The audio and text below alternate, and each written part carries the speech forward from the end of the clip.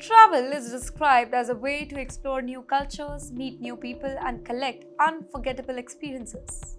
But sometimes a single journey can spark unexpected controversy, and that's exactly what happened when an American vlogger train trip across India took a dramatic turn. Maddock, a travel content creator from Missouri, found himself hospitalized just days after completing a 15-hour overnight train ride from Varanasi to New Jalpaiguri in India. His story, shared through viral videos, didn't just document a very difficult journey, but it opened a new kind of debate about travel expectations, cultural exceptions, and the reality of public transports in India. Nick has chosen to travel in second-class air-conditioned coach, a very common choice for budget-friendly travelers seeking a balance between comfort and affordability. But according to him, the journey was far from comfortable.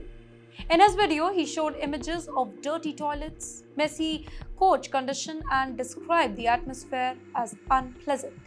Just 3 days later, he was diagnosed with a severe respiratory infection while in Bhutan, sharing footage from the hospital bed wearing an oxygen mask. Initially, he suggested that his illness might have been caused by exposure during the train ride, or controversially by the air quality in Varanasi, where he referred to breathing in dead bodies due to the city's famous cremation site. That particular phase sparked immediate backlash, and he later edited his caption to remove it. His experience struck a nerve online, with reactions pouring in from across the globe. While some viewers sympathized with his ordeal, many criticized him for generalizing or misrepresenting India.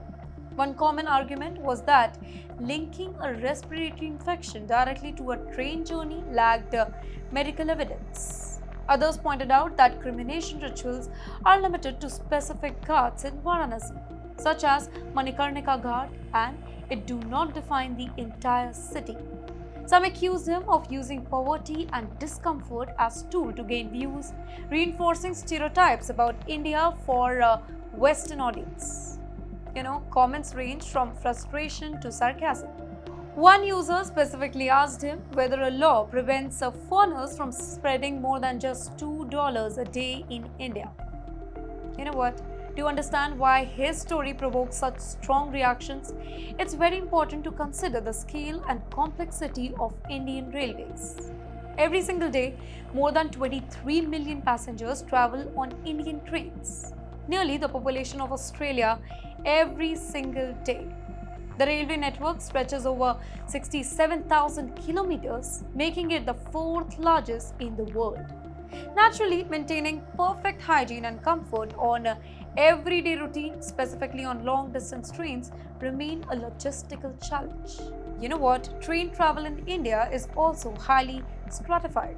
While first-class air-conditioned cabinet can feel almost luxurious, but lower-tier coaches like second-class AC or sleeper class may be more basic, specifically on busy routines or older trains. Next, critics also pointed out to travel choices. While second-class AC is a reasonable option, it's still a shared space and condition can vary depending on maintenance and the demand. Some question why didn't he opt for first class or a flight if his comfort was his priority. Others noted that many foreign bloggers tend to highlight the bad part of the developing countries while overlooking the positive modern aspects, leading to perceptions abroad. Adding fire to the controversy, then the air quality concern Nick raised also deserves context. Varanasi, like many Indian cities, does struggle with the pollution. At times, its air quality index can cross 200 or even 300, levels considered very unhealthy by international standards. However, attributing a respiratory infection solely due to spending time in city or train is a big issue. Respiratory illness can result from a mix of factors: pollution exposure, existing health condition, viral infection, and even travel fatigue. Well, despite the criticism, Nick stood by his account. He clarified that he wasn't trying to insult India as a whole, but he was sharing his personal experience on that specific train ride.